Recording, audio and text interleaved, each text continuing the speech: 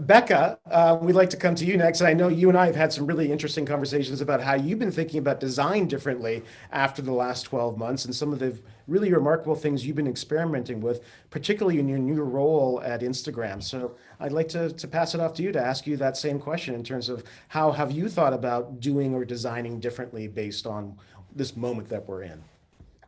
Yeah, thank you for the intro. And again, I'll say super excited to be here. I think doubly because this is a program that I've been a part of for the last few years, and I'm kind of coming towards the end of it. So yeah, super excited for that. And as Yuvanshin had mentioned earlier, I am a lead product designer on Instagram's well-being team, where I lead design for accurate information on the platform. So that in itself is kind of like its own, like, where did that come from? Like, it's a brand spanking new thing.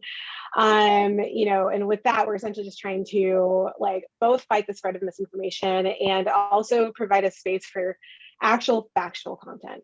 But then outside of work, I think there's, that balance. I founded a community for Black designers, first in Seattle, but now, I mean, since we're virtual, it's kind of like everywhere. And in that, we've really tried to foster growth, community, and opportunities. Um, but what I did want to talk about today is that in my experience, and not speaking for any of the companies I've worked for, past or present, but I've seen it play out like this change in a few different ways. So, from the large tech company kind of mindset to that smaller organization. But first, really with the tech companies. I mean, they are incredibly like visible entities, and they also have a really big track record for like very poor equity and diversity practices, both kind of like in the products they produce, and then also in like the makeup of their internal teams. I mean, in design, out of like the entire design population, there are only 3% actually identify as Black. And so when you think about these teams, you're like, oh, things like the H&M coolest monkey in the jungle stuff, that happens because chances are if they had, even 90 people on set, there wasn't a single Black person there to be like, hey, you know what, let's not do that. But especially in this last year, I think there have been a lot of fast-paced changes to try and create more trust and accountability. And it's gone well. There's parts that like, haven't gone so well. For Zillow, and for instance, it really meant making sure that some of their housing practices were more equitable. Since now they're actually not just a place for you to go like shop for homes, but now they have the program that I worked on, Zillow Offers, where they're actually now buying homes from people in certain markets. And the real estate industry is something that has really maintained a lot of like segregation, racial, like just terrible practices when you think about redlining, when you think about discrimination when it comes to appraisals.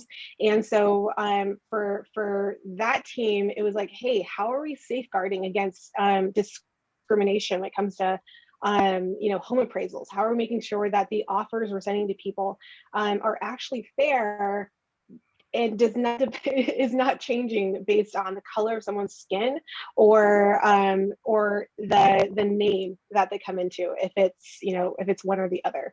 And so that was something that really started up after all those civil rights protests last year. They also had to do things like really acknowledge and deal with the racism that their frontline employees may have to face when going into a customer's home. And that could be whether to set up a 3D tour or to actually do work on a Zillow owned home. And those were conversations that they really were not having. So you had people say, I'm a Black employee, showing up someone's home and not allowed entry. They're having to actually deal with and really like take care of their own employees and really figure out how to navigate those spaces. And again, conversations that had not been happening beforehand. I left Amazon a while ago, but at Amazon, I heard of just so many committees springing up around either ensuring equitable hiring or review boards about different designs and products going out. There are plenty of examples of like very just like racist products. Like you think about like the Google image search and the situation where they took a Black man's face and labeled it gorilla. Or there was another one that actually just happened about a year ago, I think, where they had an image of a Black hand holding a thermometer that was a 0.1, and like I never knew those had really existed beforehand, but now I know exactly what it is, because I mean we've all seen it. And they played it through the image search, and then they basically took a paintbrush in Photoshop and then just like made the hand white, and really badly. It was just like a white overlay. And they submitted both photos into the image search, and the Black photo came out with the keywords Black, gun, hand, and the white one came out with white, hand, and then like thermometer or something. And so like even these like super biased algorithms, like, you know, those can come out. So, you know, Amazon, like I definitely am sure it's happening at other tech companies as well, are, you know, building committees around stuff like this. And this is like, you know, a panicked thing after last summer, which again should have been focusing on it before, but it's nice to see these conversations actually having, you know, being tracked as far as a success, no longer being kind of like down below. It's like, oh, it'd be nice if this is not racist. It's like, no, this is part of our goals and our metrics. For Facebook and Instagram, I mean, even creating my role in my team, like my team is well-being, and it's focused on just improving, like making the Instagram platform better. And so my role, Accurate Information, is just acting to stop the spread of misinformation. And so there's work around last election. So, you know, if there was the whole register to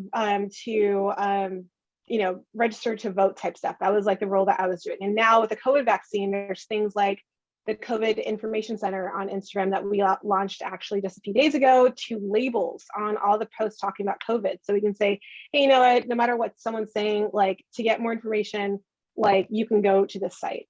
And I think all that's really good. All that's really important. All that is going towards, you know, what you asked as far as how to create more accountability and you know, do change, especially this last year. But I think there's always, like I said, another level to it.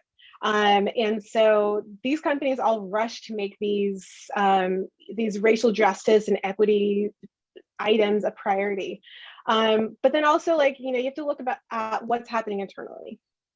Are all the leadership boards still white men? You know, internally, I heard this over and over and over again, just because of my place within my community, that these companies were relying on the extra labor and expertise of their Black or POC employees with no change to compensation. And so this meant more work for less money, people rehashing their trauma for the benefit of a business. And that can really, really like no change in their bandwidth in other ways, or, you know, it's basically not being compensated to it. And then also it's not just like, okay, I'm spending more time on it, but then also I'm spending more mental energy. So my well-being is also going down. So, you know, it's really great to, you know, to be in a place where these topics are being resolved and good design being made, but it also should not be at the continued expense of marginalized groups. The second part of what I just wanted to say was from like the community standpoint. You know, in my Black designer community for the last few years, and I guess in the whole like diversity, equity, and inclusion space, and especially after the protests last summer, there is an overwhelming majority of content in the DEI or diversity, equity, inclusion space that's centered around like diversity or equity porn. It is like the repeat rehashing of marginalized people's traumas for the white gaze. And so it's fighting, trying to tell people that diversity is important, trying to make a case for it. And even within the design field, I mean, or especially within the design field, a Black design professional is rarely found at talks, at conferences, in academia, unless they're talking about diversity or framing their professional experience within the Black experience. And so I really made a very distinct change in how I approach content and conversation within my community, where instead of having large events like I used to do that were more poised towards diversity in design, really towards like allies and having conversation around why diversity is important, we're working on content that actually meets the needs of our community to grow that skill set and create opportunities.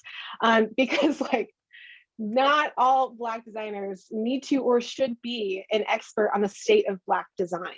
And not all content that elevates people of color and those voices should talk about diversity, equity, inclusion, belonging.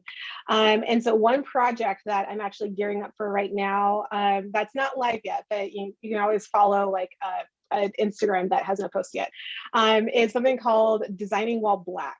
And it is essentially going to be a collection of content that will highlight these Black designers, their skill sets. Like, hey, someone's like an amazing designer in voice design. You're like so skilled in this, you're so skilled in that, just like making people visible for the skills that they have and not the color of their skin. And so essentially a collection of like Black for Black content that everyone can benefit from, but specifically to create a space for people to really be experts in their own space. I think that is also a huge shift, because even for other groups similar to mine, because there's my group, there's like an African American graphic designer group, there's lots of other, which is fantastic, and there's a lot of other groups that kind of popped up.